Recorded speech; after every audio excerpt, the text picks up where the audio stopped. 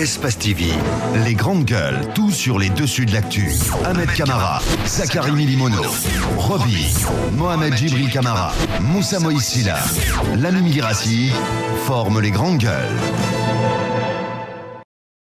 Bienvenue chez les GG, ce jeudi matin, 2h30, vous aider à mieux comprendre l'actualité. C'est ce que nous essayons de faire à travers Espace TV tous les soirs à partir de 22h30. Vous avez accès à cette émission.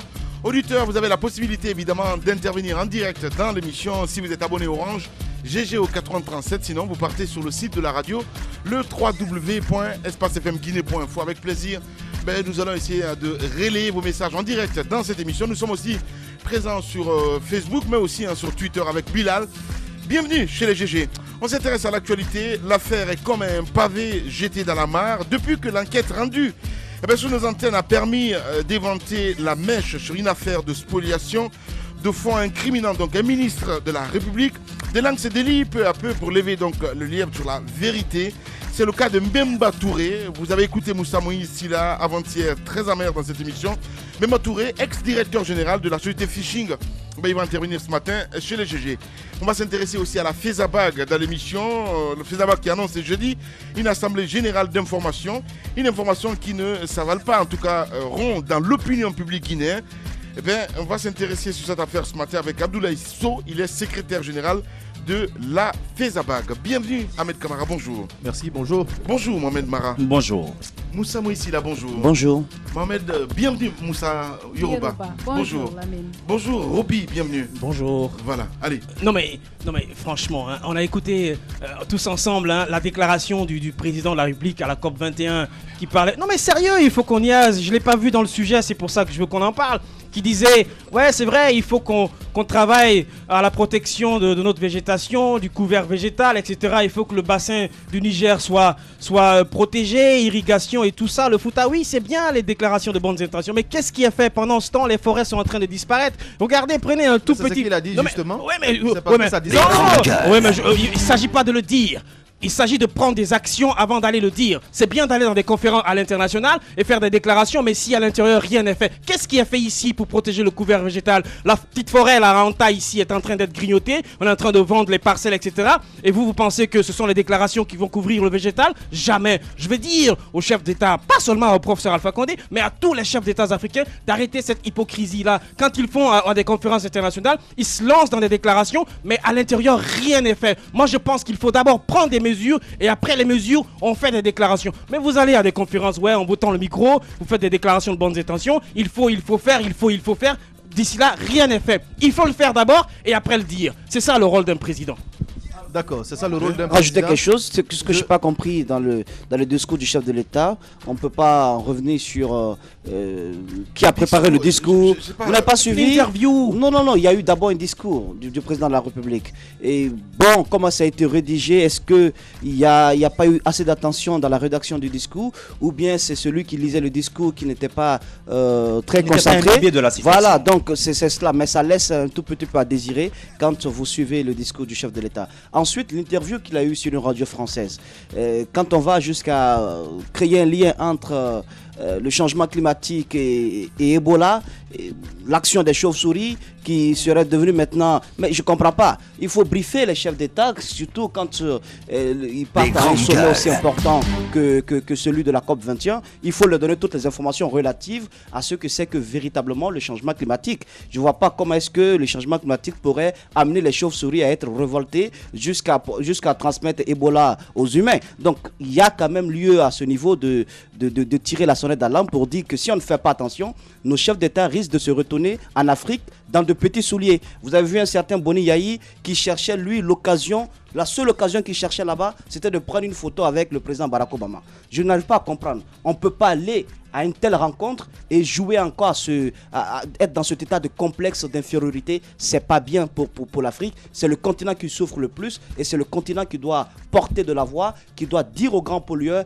tenez, c'est pas une sorte d'aumône, c'est pas une mendicité. Vous devez nous dédommager, vous devez nous aider à quitter de l'état où nous sommes et aller vers la révolution industrielle. Et ils ont connu cette révolution industrielle. Ils ne vont pas quand même dire à l'Afrique, au nom du changement climatique, d'arrêter d'avoir des usines. Non, s'ils veulent qu'on ait des énergies renouvelables pour avoir des unités industrielles, qu'ils mettent les fonds qu'il faut et que cela soit fait en tenant compte des pays qui souffrent le plus. Voilà, allez, on va poursuivre l'émission. Vous parlez d'incivisme, Tamba. Il y a des comportements, en Guinée que j'ai pu observer depuis longtemps et que vous observez aussi, qu'il faut dénoncer en Guinée. Personnellement, je pense que de ce point de vue, des éléments que je vais donner tout à l'heure bien entendu, personne n'est en train de faire son travail en Guinée. Vous quittez cette route, vous allez jusqu'à Imbaya, vous allez trouver... Chaque matin, je suis là. Vous allez trouver, permets-moi Ahmed s'il te plaît, allez trouver sur la chaussée, un tas d'ordures. Oui, et ça se justifie. Non mais écoute Ahmed, tu peux me permettre, je vais présenter ce que j'ai à présenter. Vous allez trouver sur la chaussée un tas d'ordures. Mais au-delà de ça, c'est que aujourd'hui les citoyens se permettent. Vous savez que tout près, il y a un camp militaire, il y a même, c'est une voie quand même pour force de l'ordre. Vous allez trouver que sur cette chaussée, c'est là qu'on met le feu. On brûle des ordures sur la chaussée. Ça, je ne vois pas où est-ce qu'on peut trouver un tel comportement. Il faut pouvoir réprimander un tel caractère, il faut pouvoir réprimander un tel comportement. Mais vous allez plus loin. Il y a encore un danger auquel personne ne fait face, dont personne ne parle, sauf quand ça va arriver. Après l'aéroport international Conakry-Bessia, devant, il y a une passerelle. Et si vous levez l'œil, vous allez voir ce qui se passe sur cette passerelle. La passerelle, elle est en train de tomber petit à petit. La muraille est cassée, elle est là. Personne ne fait quoi que ce soit pour changer ce qui est en train d'arriver. Ce qu'on va attendre, c'est qu'il y ait encore un drame là-dessus pour enfin décréter 3 jours de deuil national, faire cette hypocrisie comme on a l'habitude d'en faire dans ce pays. Et malheureusement, c'est encore le pauvre citoyen qui va payer cela. Moi, j'ai envie d'interpeller tous les Guinéens en général, ceux qui sont citoyens et ceux qui ont une certaine portion de responsabilité par rapport à ce pays. Chacun doit jouer son rôle. Parce que ces passerelles, au lieu de servir aujourd'hui de lieu de passage, c'est là que l'on vient s'abriter pour se droguer, c'est là que l'on vient s'abriter pour faire ces petites besognes biologiques. C'est là que l'on urine, c'est là que l'on fait quoi que ce soit. Et d'ailleurs, je vous le dis, là, pour vous montrer que l'incivisme atteint un degré incroyable en Guinée, j'étais à Madina et j'ai observé un homme qui se mettait à l'aise en face d'Avaria. Vous savez que Avaria, c'est des femmes qui sont là. L'homme, il se retourne. Ici, as-tu vu la toilette publique? C'est pas possible. Il se retourne. Tu vas peut-être analyser. Non, mais c'est pas possible. Mais il se retourne et il fait son petit besoin là, en face de ces femmes-là. Où est le civisme dont on a besoin? On me dit, est-ce que tu as vu des toilettes publiques? Bah ouais. Roby, tu n'as pas vu de toilettes publiques, mais pourquoi tu ne fais pas la même chose? C'est parce que c'est pas chaud. C'est très important. Non. Tamba. Non, écoutez la mine. quand même. Écoutez la mine, c'est très important. Je vais vous dire. Quand même. Une erreur que l'on fait parfois dans les analyses, et c'est mon point de vue, une erreur que l'on fait parfois dans les analyses, c'est de dire, c'est parce que ça ne sévit pas que les gens sont libres de faire ce qu'ils veulent. C'est une erreur. Bien. Je vais vous dire d'où part le problème. Personnellement, je pense que les familles ont un rôle sérieux à faire dans l'éducation des gens. Celui qui n'a pas appris à respecter la loi en famille ne respectera pas la loi de l'État. Bien. Ça, il faut le comprendre. Merci beaucoup, Tamba. Voilà. Allez, Je dis bien. je pense qu'il doit redescendre un petit peu sur Absolument. ce Voilà. Franchement, Quand on est, Roby, s'il vous plaît. Allez-y, Ahmed. Quand on est un petit animal. Tic. On a droit à une éducation pour devenir un homme. Ouais. Vous comprenez, même quand vous allez dans les pays développés, on ne se permet pas de faire ce genre d'action. Dès que vous faites, c'est la police qui vous pioche. Ouais. Donc, avant de le faire, vous allez réfléchir 1000 fois. Ici, quand vous le faites, qui vous pioche? Personne. Roby a signalé un aspect. Les toilettes publiques, pratiquement, il n'y en a pas. Même quand il y en a, c'est pas du tout propre. On ira tout simplement choper des maladies. Ça, c'est un second aspect. L'autre aspect de l'insalubrité, j'ai vu hier le Premier ministre et le gouverneur à la télé. Justement, qui que j'allais parler tout de suite de ça. L'investiture du président arrive. Ouais. Et oui, normalement, le gouvernement doit démissionner le 14. Je ne nettoie pas. Ahmed, pourquoi? Non, mais je vous dis. Il ne faut pas faire une incitation quand même ce matin, Ahmed. Est-ce que j'ai dit la mine, il ne faut pas nettoyer? Mais non, mais c'est pas dans ce sens. Oui, j'ai dit. Tu es un leader d'opinion, Ahmed Camara. Tu l'oublies. Je suis un leader d'opinion, mais je dénonce ce qui existe. Des Guinéens ne peuvent pas manger des milliards de francs guinéens qu'on décaisse chaque mois pour nettoyer la ville de Conakry et que moi je justifie ça. Ce n'est pas à moi de justifier, c'est à eux de justifier. Qu'est-ce qu'ils font? J'ai toujours pris l'exemple sur là où je réside. ça fait combien d'années que je suis là-bas? J'ai jamais vu une PME, j'ai jamais vu l'État en train de ramasser les ordures. Que voulez-vous que les populations qui habitent là-bas fassent avec les ordures? S'il vous plaît, que voulez-vous? Aujourd'hui, Tamba parle de Yimbaya Marché. Là-bas, les populations qui habitent, où voulez-vous que ces populations jettent leurs ordures? S'il vous plaît, où voulez-vous? Allez-y, Mohamed Mara. Dès qu'il y a un endroit où Pierre ou Paul viennent déposer chacun également vient déposer. C'est pourquoi il faut créer les conditions. Si on ne crée pas les conditions, moi je ne peux pas pour l'instant condamner les populations. Si on crée les conditions, en ce moment on sera libre de sévir. Celui qui jette les ordures, vous êtes simplement et purement pioché et vous allez payer une amende. Allez.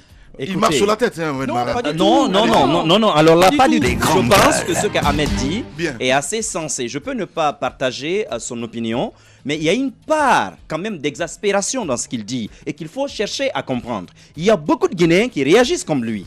C'est une réalité. Figurez-vous que dans mon propre quartier, lorsque madame là-bas, dans mon propre quartier, lorsque les femmes prennent les ordures, vous savez où elles mettent? Quand on leur dit de brûler, le chef de quartier leur a montré un point de regroupement des ordures. Et vous savez où c'est? En plein Simbaya Gare sur l'autoroute. C'est là où elles doivent aller déverser les ordures. Et d'après le gouvernorat et le chef de quartier, des camions passeraient ramasser. Sauf que la plupart du temps, ces camions ne viennent jamais. Conséquence, vous voyez, il y a une GN qui est toujours là en train de brûler sur la chaussée. C'est cela, c'est ce qu'on vit dans les quartiers. Donc moi, je peux quelque part comprendre l'exaspération d'Ahmed. Maintenant, la question est de savoir, est-ce que, parce que les autorités ne jouent pas leur rôle, que moi, je dois m'asseoir justement dans l'insalubrité? Alors dis-moi, Monsieur Mara, est-ce que vous avez une poubelle dans votre quartier? Moi, j'ai une poubelle chez moi. Alors, posez-vous la question. Alors, celui qui n'a pas une poubelle dans son quartier, comment est-ce qu'il gère ses ordures ou comment est-ce qu'il devrait gérer c'est ce que je vous dis et je le dénonce. Chez nous, le chef de quartier dit qu'il faut aller le mettre à ce point de regroupement. Sauf que les 10 camions ne passent jamais. Mais ce n'est pas la seule attitude. Il n'y a pas que ça. L'incivisme, quand même, chez nous, elle est à une échelle beaucoup plus grande. Parce que dans les conditions normales, l'exemple, on a arrêtez de parler tout le temps d'incivisme. Les conditions ne sont pas créées dans ce pays-là à un moment donné pour que les citoyens aussi puissent suivre les règles qui régissent nos sociétés. C'est vrai, on parlait tout à l'heure de pisser en lieu public, mais que Tamba me dise, quand tu te retrouves en ville et que tu as envie de pisser, où tu vas aller pisser dans une toilette? Attendez, non mais, soit tu le gardes, ou tu le fais dans le pantalon, et le garder devient un problème de santé publique. Attendez que je continue, attendez que je continue. Ou tu le gardes, tu le fais dans ton pantalon, ou tu te mets contre un mur et tu pisses parce qu'il n'y a pas de lieu où pisser. Les ordures, je suis d'accord, il y a des tas d'ordures dans les quartiers, oui c'est vrai, mais a-t-on créé les conditions? On a créé des poubelles ici, Mara en parle. Est-ce que les poubelles suffisent? Les populations ne peuvent pas garder leurs ordures à la maison, donc ils créent un lieu où aller le jeter, et c'est à l'État de créer les conditions pour ramasser ces ordures. Il y a l'exemple, on a tellement parlé de ça, il y a beaucoup d'exemples autour de nous dans les pays. Pourquoi on n'arrive pas à les appliquer ici? Je vous dis encore une fois, les populations ont pour rôle de collecter les ordures à l'intérieur de leur maison. Si vous voulez de faire la part des choses entre les ordures recyclables, etc., avec des poubelles à l'intérieur, mais lorsque ces poubelles-là sont sorties de l'extérieur, c'est la responsabilité des communes, des chefs de quartier, de créer les conditions pour que ces poubelles soient ramassées devant les maisons et aller les jeter dans les lieux, il faut les incinérer. Vous parlez de chaussées, etc. La grosse poubelle là qui est installée en plein cœur de Conakry dans le quartier de Hamdallah là-bas, qu'est-ce qu'on fait pour la dégager? On fait rien pour la dégager. Allez-y à la minière quartier résidentiel, il y a même un restaurant à côté, un gros tas de poubelles qui est là-bas. Qu'est-ce qu'on fait pour la dégager? Rien. Allez-y à Nongor au pont, il y a une grosse poubelle là-bas. Qu'est-ce qu'on fait pour la dégager? Rien. Donc arrêtez de dire à chaque fois incivisme. L'État a baissé les bras à tous les niveaux. Il faut créer les conditions et après dire aux populations respecter la loi. Les grandes gueules. Voilà, allez-y Tamba. J'ai envie de répondre à Roby et même à Ahmed Kamara. Ce qu'il faut savoir, je n'ai pas dit que l'État n'a pas baissé les bras. Ce n'est pas ce que j'ai dit. Mais je vais vous donner un exemple tout simple de l'incivisme qui est battant en Guinée. Voyez, on a interdit aux gens de traverser les routes d'une certaine façon. Voyez, Madina, ce qui a été fait. On avait dit ne traversez pas n'importe comment la voie. Qu'est-ce qui a été fait? Parce que les Guinéens, ils n'ont jamais respecté cela. Ils ont mis des barres de fer. Qu'est-ce que les citoyens ont fait? Ah si, à un moment donné, c'était ils ont brisé les barres de fer, Lamine. Oui. Est-ce que ça, c'est le manque de l'action de l'État ou pas? Ils ont brisé les barres de fer, mais je vais rajouter ceci. Lamine le sait, s'il vous plaît, Lamine le sait. Vous ne pouvez pas vous retrouver sur l'autoroute à pied en Europe. Non, c'est impossible. Dès que vous le faites, qu'est-ce qu'il y a? Les grandes gueules. Ils vont débarquer. Alors, ceux qui ont cassé, comment est-ce qu'ils ont cassé? Comment est-ce qu'ils ont réussi à passer par là-bas? C'est parce qu'on leur a laissé faire. Celui qui avait cassé pour la première fois ou celui qui traverse à pied pour la première fois là-bas. Non, Amen, moi je vais te Non, attendez, s'il vous plaît. On ne peut pas quand même jouer le rôle de l'État, se mettre à la place de l'État. Quand les personnes qui cassaient étaient là, je pense que nous sommes dans une république. Pourquoi on ne les a pas ramassés? Pourquoi on les a pas? Je pense que les cours d'éducation civique, c'est vrai, ça se donne. On peut éduquer les enfants en famille, on peut donner les cours à l'école, mais pour ceux qui ne sont pas à l'école, l'État est là, la justice est là pour ça. Je pense qu'il faut qu'on soit clair là-dessus. Vous parlez de civisme. Je vous donne un exemple pratique du jeune Kewan qui est chez nous ici, Lamine. En bas, dans leur quartier, des jeunes volontaires se sont décidés à ramasser les ordures. Ils ont ramassé les ordures, on leur a montré où mettre dans un camion ben. Ils ont mis là-bas, mais il se trouve qu'ils veulent le faire chaque semaine. Mais puisque pour la première fois, ils ont ramassé, le camion est rempli, ils ne peuvent plus ramasser parce que on n'a pas, les autorités qui doivent prendre les ordures et les déverser quelque part ne l'ont pas fait. Je pense qu'il y a des échelles. Quand vous achetez une carte de recharge, vous payez la taxe. C'est pas, ça va quelque part dans les caisses de l'État. C'est pour amener l'État à agir. Je pense qu'il y a de ces choses, il y a de ces dispositions à prendre. Quand par exemple le citoyen déverse les ordures dans la rue, c'est parce qu'il n'a pas où mettre. Il faut qu'on mette en place des PME, qu'il y ait une certaine chaîne à suivre. Tant que cela ne sera pas fait, le citoyen mettra les ordures là où il peut, parce qu'il ne peut pas les garder à la maison. Voilà, allez, on va évoluer, Moussa Moïse. On a vu le Premier ministre quand même sur le terrain hier, avec le ministre du Tourisme, entre autres. Non mais c'est important, il faut qu'on parle de ça. Comment? Il faisait du tourisme simplement. C'est tout. Comment ça, Roby? Qu'est-ce qu'ils ont fait? La fermeture des hôtels. Ah ouais, mais arrêtez, il faisait du tourisme, lui. Depuis quand? Attendez, chacun a envie de faire du tape à l'œil au président de la République en ce moment. Je suis d'accord, tout le monde sort à la télé, je prends des actions. Il y a tel ministre qui vient, je suis sur le terrain. On a vu l'OCNI qui ferme les maisons et qui ramasse les parcelles en ce moment. Le Premier ministre a pris son bâton, il a arrêté d'aller à la mosquée et de faire son chapelet. Maintenant, il fait du tourisme avec le ministre du Tourisme pour fermer les hôtels. C'est ce que vous pensez? Vous pensez que c'est ça le développement? Arrêtez. C'est même pas son rôle. Il n'est même pas dans son rôle. Arrêtez de faire du tape à l'œil au président. De toute façon, lui, il a décidé que son gouvernement, il le fera avec qui il veut, et qu'on arrête maintenant de lui faire la belle demoiselle, la jolie de devant lui, qu'on arrête. Les grandes gueules. Moi, j'ai l'impression finalement que ce phénomène de mouvement de soutien est en train de gagner le gouvernement lui-même. Parce que les actions justement auxquelles on est en train d'assister, c'est rien d'autre, il l'a dit, c'est du tape à l'œil. Mais on oublie une chose. C'est que, mais vous savez, moi, j'impute la responsabilité de toute cette affaire-là au chef de l'État lui-même.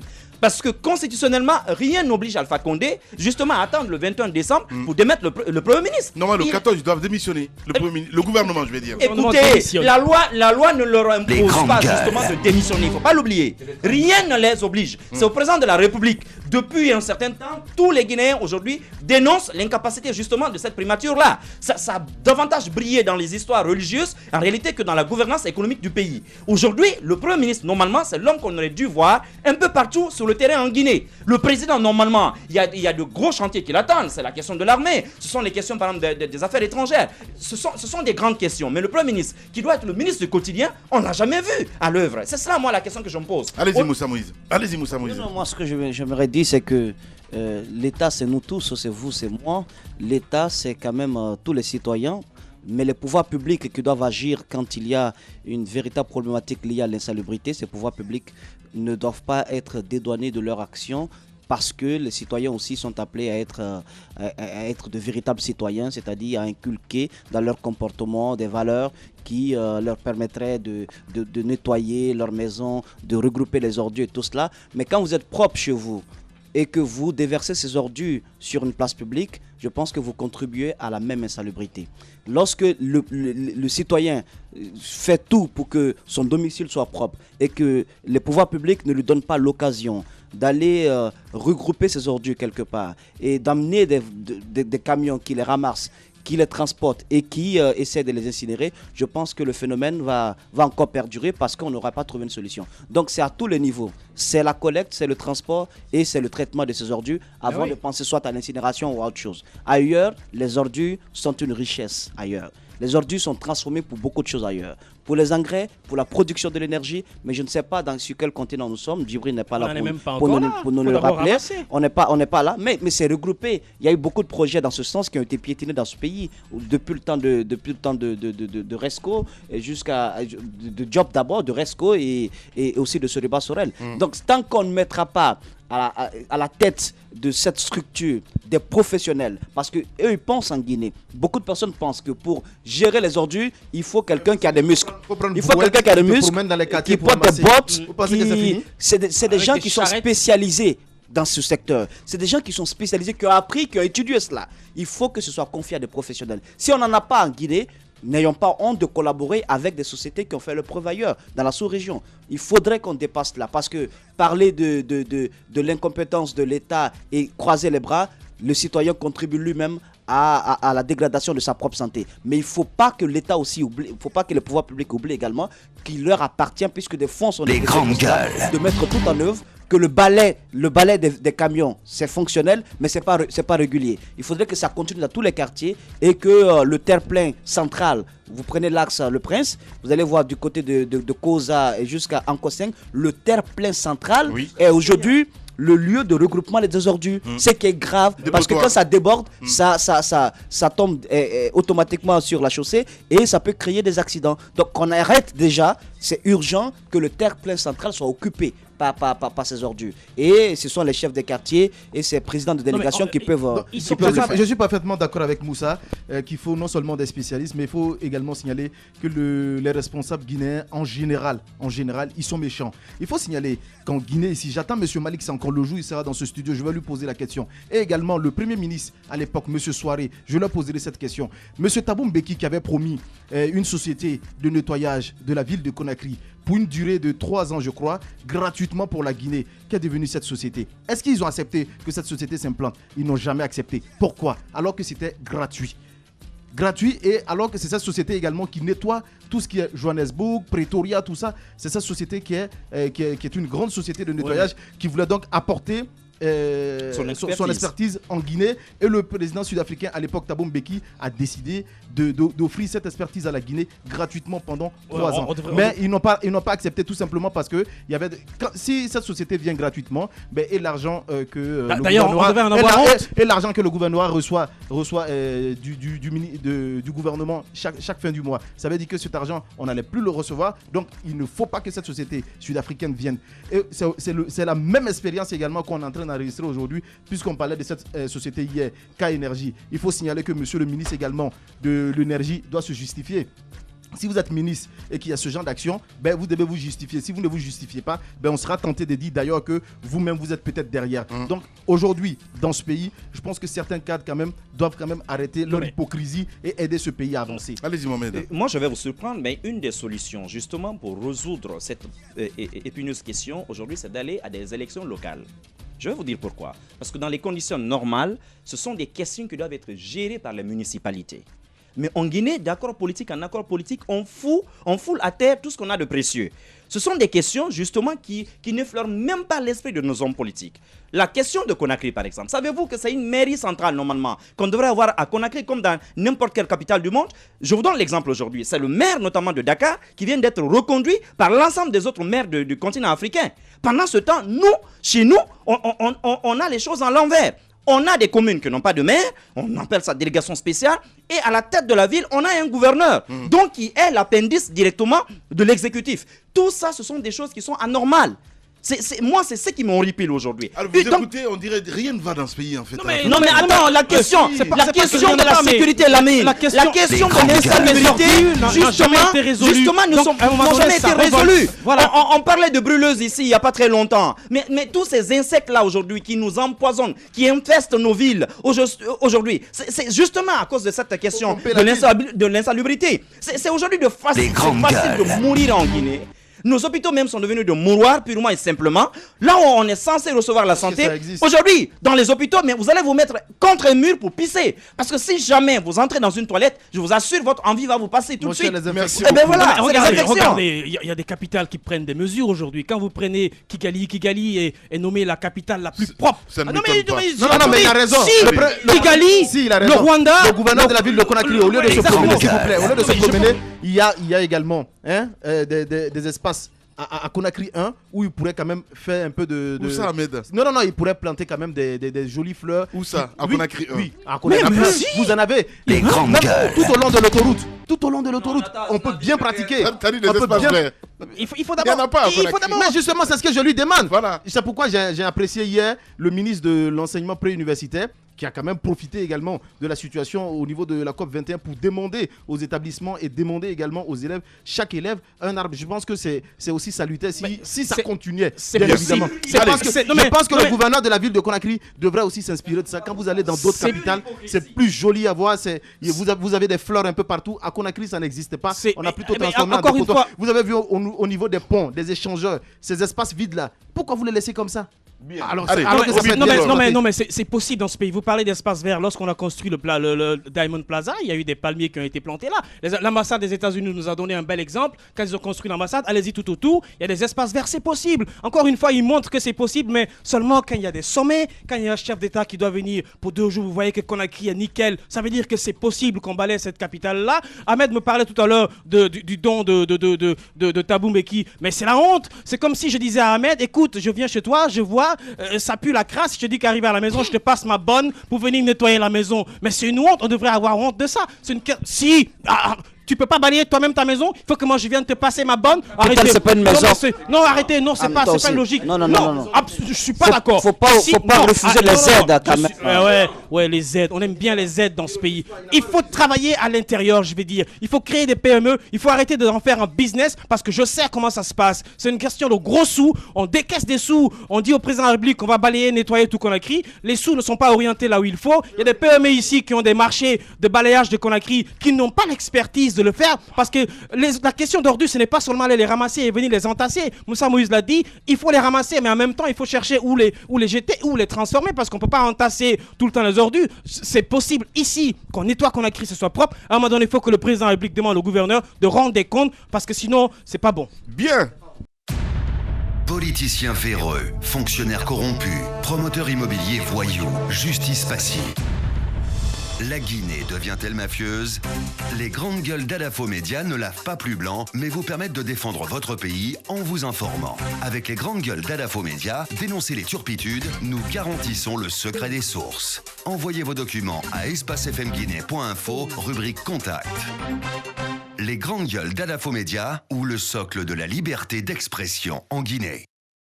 On va revenir dans un instant, mesdames et messieurs, avec l'ex-directeur général de Guinée Fishing, Moussa Moïse Silla, évidemment, la suite de l'enquête. Il va s'exprimer ce matin chez nous. On va s'intéresser aussi à la FESABAG qui annonce jeudi une assemblée générale d'information. Une information donc qui ne s'avale pas du tout dans l'opinion publique guinéenne. Et Abdoulaye Sow, il est secrétaire général de la FESABAG, il va s'exprimer ce matin chez nous. Lui, il est boucantier. Ahmed Kourouma, oui, il est banquier et politologue. Voilà.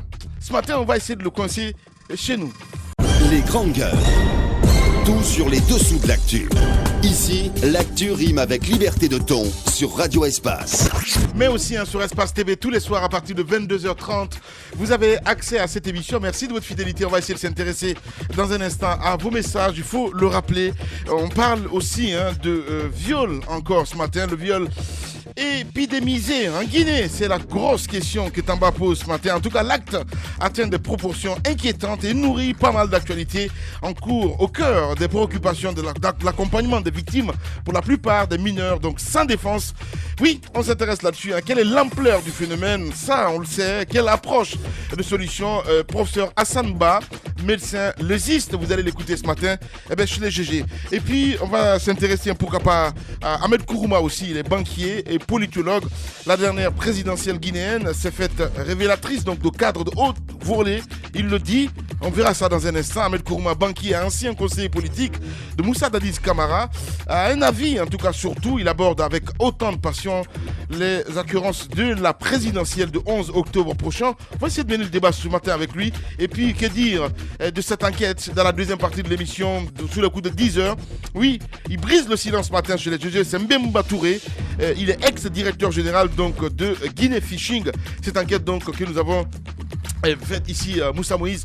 On va revenir là-dessus sous le coup de 10h exactement avec ce monsieur qui va intervenir chez nous. Quelques messages reçus. GG au 8037 avec cet auditeur qui dit en quoi la société politique, la la sortie publique du Premier ministre vous dérange. Pour le moment, il reste et demeure chef du gouvernement en activité. C'est Madiba qui nous envoie ce message. Ça ne dérange personne. On dit ce qu'on pense. Voilà. Lamine, regarde la radio, le rond-point Samori. Il n'y a même pas d'entrée. Je ne comprends pas ce qu'il veut dire, franchement. DTS, bonjour les GG. Je suis d'accord avec Roby ce matin. Très bien analysé, mon grand. Les Robistes qui se présentent ce matin. Voilà. Lamine, laisse Roby dire la vérité au gouvernement. Quelle vérité? Il n'a pas le monopole de la vérité. Voilà, que vous le sachiez. Bonjour les GG. Lamine, Roby, c'est lui le maître des GG. Eh ben, il manque plus que ça. Je m'arrête là-dessus. Allez-y, Ahmed. On va continuer avec qui exactement nous allons appeler. Fesabag. Parce qu'il y avait des rumeurs hier qui circulaient comme quoi les banques allaient fermer. Effectivement, l'information, il faut le signaler, depuis un certain nombre de jours maintenant, ça circule et que les responsables de ces différentes banques vont se retrouver pour discuter de la question. Mais je pense qu'il y a un certain nombre de problèmes qui sont en général soulevés par les banques, il faut le signaler, au-delà des questions même de gestion de coupures, parce que vous allez dans certaines banques aujourd'hui, vous voulez un certain nombre de fonds, vous ne pouvez pas les avoir. Donc, c'est pas forcément lié au fonctionnement de ces banques. Est-ce que c'est un jeu de cache-cache? Parce qu'on a vu quand même un moment ici, même des ministres quelque part, qui appelaient un petit peu les GG. Oui, ça va pas à la présidence et tout ça. Une fois que vous évoquez, on dit non, mais finalement, à la fin de compte, tout va bien. Non, mais je sais de quoi je parle justement. C'est une manière de se faire entendre un petit peu. C'est pas une manière de taper sur les syndicats, mais c'est tout comme. Non, voilà. Écoutez, de toutes les façons, ils ont leur raison. Bête, hein. Ils ont leur raison et on aspire tous au bien-être. Donc, ces sociétés de banques qui existent, bien évidemment, ont des revendications. Il faut les satisfaire. Allez-y, Moussa Moïse. À mon avis, un tout petit peu récurrente quand même, parce que moi j'apprenais qu'aujourd'hui c'était le débrayage, mais quand j'entends le libellé, c'est comme c'était plutôt une réunion. Hier on nous a dit au téléphone, parce qu'on les a eu, écoutez, aujourd'hui c'est le débrayage. Parce que vous êtes des moutons. Non, on n'est pas des moutons du tout. Non, on n'a pas de moutons. Alors moi, ce que j'aimerais dire, c'est qu'on nous explique concrètement pourquoi ces crises sont récurrentes au sein de cette structure. Qu'est-ce qui se passe? Parce que si des crises se font à la répétition, ça veut dire qu'au fond, on n'a pas pu résoudre les véritables problèmes. On n'a pas guéri le mal à la racine. Bien. Il faut que cette structure syndicale nous explique le fond du problème et comment mieux assainir ce secteur qui est aussi est gangréné par beaucoup de magouilles. Allez-y, madame. Et je me pose quand même la question de savoir pourquoi on ferait des assemblées générales au niveau des banques le matin, dans un jour ouvrable, par exemple. Parce qu'on sait que forcément, les clients vont avoir besoin de venir retirer de l'argent. Est-ce qu'il y a quelque chose qui ne va pas, dont on n'aimerait pas parler? On aimerait bien qu'on nous édifie, parce que il y a beaucoup de médias qui en ont parlé, que ce jeudi, il y aurait une grève une grève générale au niveau des banques, mais les syndicalistes, surtout ceux de la FESABAC, nous ont fait savoir que non, il n'y aurait pas question. Que c'est une assemblée générale dans chaque banque. À Moussa Moïse, à dire c'est des moutons. Je sais qu'on joue un petit peu avec la presse. C'est un peu dans ce sens. Voilà. C'est vrai. Bien, je suis parfaitement d'accord avec vous. Voilà. Les syndicats des banques, ils vous appellent, ils vous disent ouais, il y a des problèmes, on va faire le débrayage, on va faire la grève. Mais ils vous expliquent jamais dans le fond. Vous avez dit qu'ils sont des moutons. Ils vont penser que c'est eux que les grandes gueules. Oui, mais alors qu'ils parlent de Moussa. Non, mais en attendant, il faut que ces banques-là améliorent leur service. Je vais vous dire un truc, c'est que qu'ils ferment ou qu'ils ferment pas, ça revient à la même chose. Parce que même si elles sont ouvertes, vous y allez, vous passez 2 jours pour récupérer 1000 francs. Donc je veux dire, mais oui, si, arrêtez. Ouais, mais Roby, Roby, vous partez dans les banques, vous partez. Les grandes gueules. Sans oublier qu'on siphonne sur votre compte régulièrement. Il y a un citoyen qui m'a appelé de Kindia. Il m'a dit aujourd'hui, je n'ai pas dit le nom de la banque pour ne pas gâcher la Bissigui à Kindia. On vous dit à la Bissigui à Kindia, lorsque vous entrez un dossier de prêt, il faut payer des backchich pour que vos dossiers passent. Je vous dis que c'est terrible dans une banque. En plus des backchich, ils ont le taux d'intérêt qu'ils récupèrent là-dessus. C'est de l'arnaque, c'est du vol. Voilà. Donc ces banques-là, ils passent tout le temps à piocher de l'argent sur nos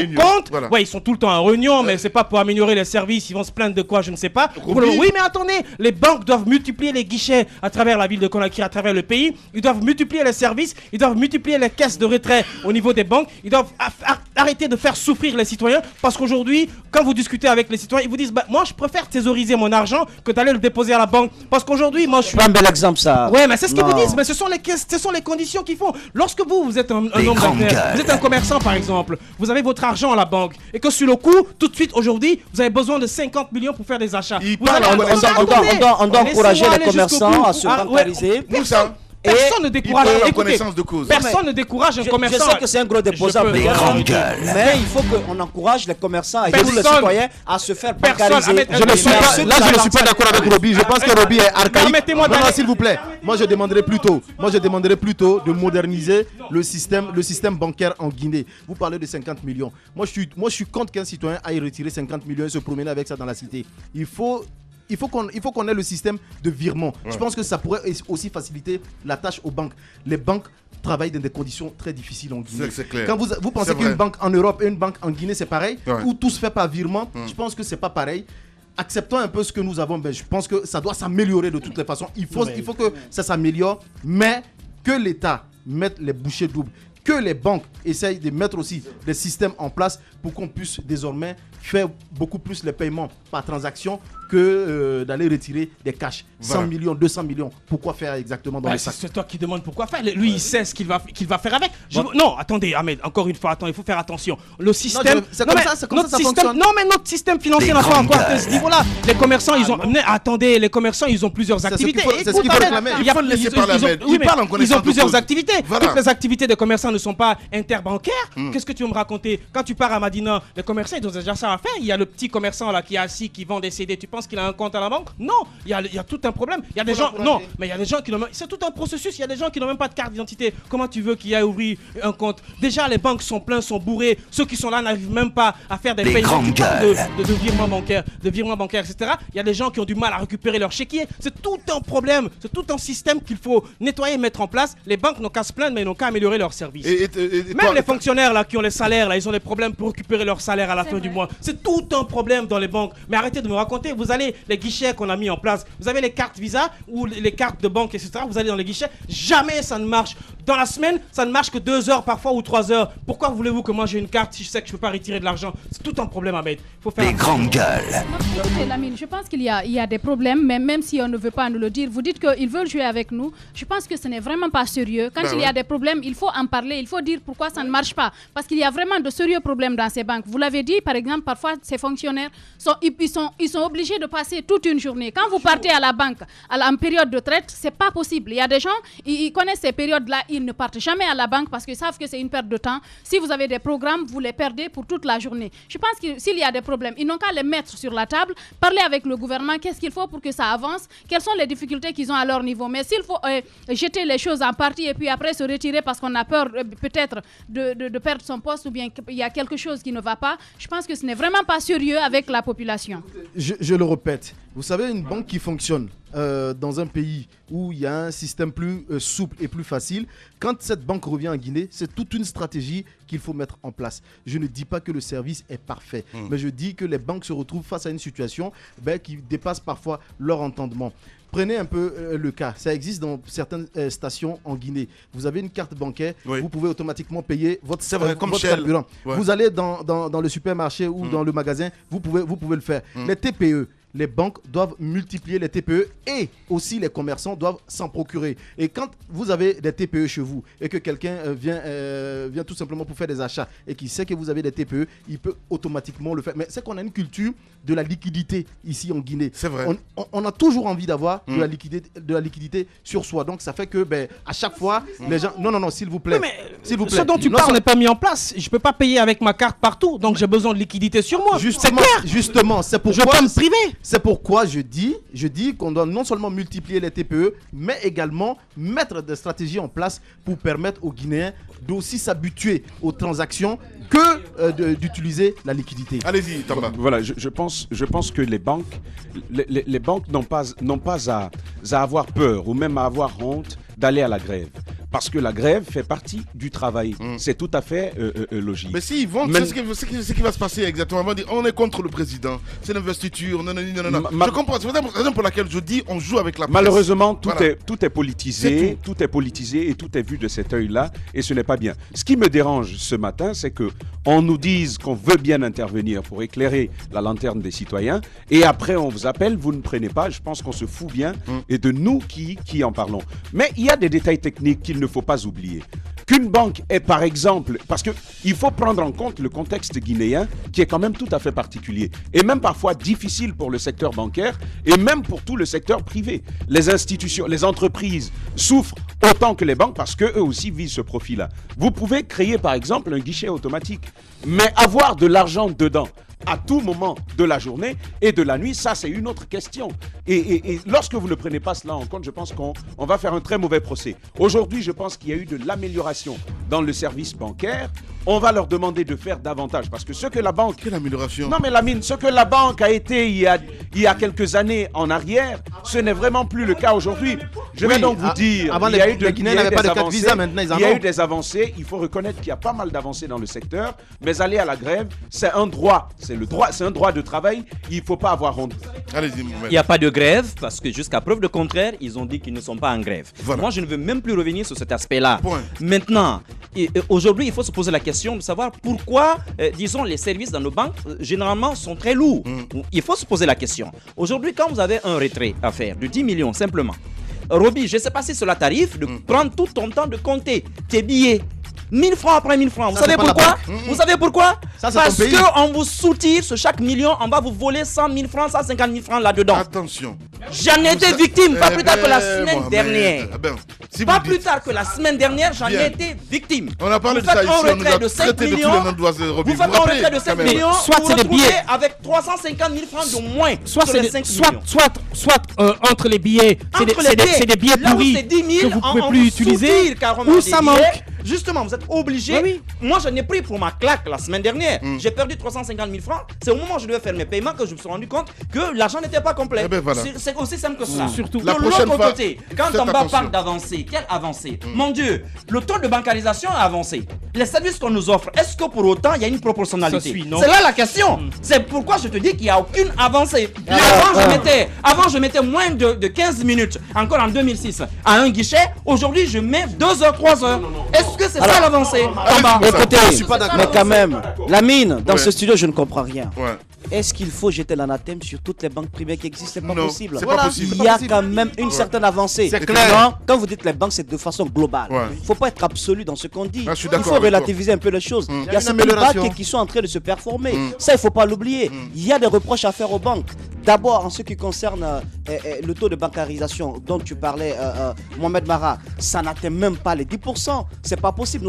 Nous étions aux alentours, quand on parlait de la Badam, nous étions aux alentours de 7%. Pour un pays comme la Guinée, c'est pas possible. On ne peut pas avoir un taux de bancarisation en dessous de 10% et se mettre à tirer à boulet rouge sur ces banques. Je vous dis une chose, une banque sans liquidité, sans déposant, c'est une caisse vide. Il faut qu'il y ait des déposants pour que la banque tourne. Le reproche qu'on peut le faire, vous allez m'entendre tout à l'heure. Si vous m'écoutez, vous allez comprendre. Ce qu'on peut faire comme reproche aux banques primaires, c'est qu'elles ne permettent pas quand même aux citoyens crédibles qui ont une certaine garantie de bénéficier d'un certain prêt pour pouvoir faire rouler leur entreprise. Ça c'est quand même le grand reproche qu'on peut faire. Le chef de l'État lui-même a fait ce reproche. Ailleurs, lorsque les banques primaires fonctionnent très bien, elles permettent au secteur privé de se développer, au secteur privé de bien rouler. Ça, c'est le reproche qu'on peut le faire. Mais en même temps, n'ayez pas de crainte. Si dans ce pays, on prend les taureaux par les cornes, vous verrez que l'État va fermer certaines banques primaires qui existent. Je suis d'accord, il y a certaines banques primaires dont je ne vais pas dire le nom, qui ne peuvent pas tenir la concurrence, qui ne font pas leur job, qui doivent être fermées. Quand on sait que certaines sont là depuis plus de 30 ans. Allez, suivez mon regard. On revient dans un instant. Politiciens véreux, fonctionnaires corrompus, promoteurs immobiliers voyous, justice passive. La Guinée devient-elle mafieuse? Les grandes gueules d'Adafo Média ne lavent pas plus blanc, mais vous permettent de défendre votre pays en vous informant. Avec les grandes gueules d'Adafo Média, dénoncez les turpitudes, nous garantissons le secret des sources. Envoyez vos documents à espacefmguinée.info, rubrique Contact. Les grandes gueules d'Adafo Média ou le socle de la liberté d'expression en Guinée.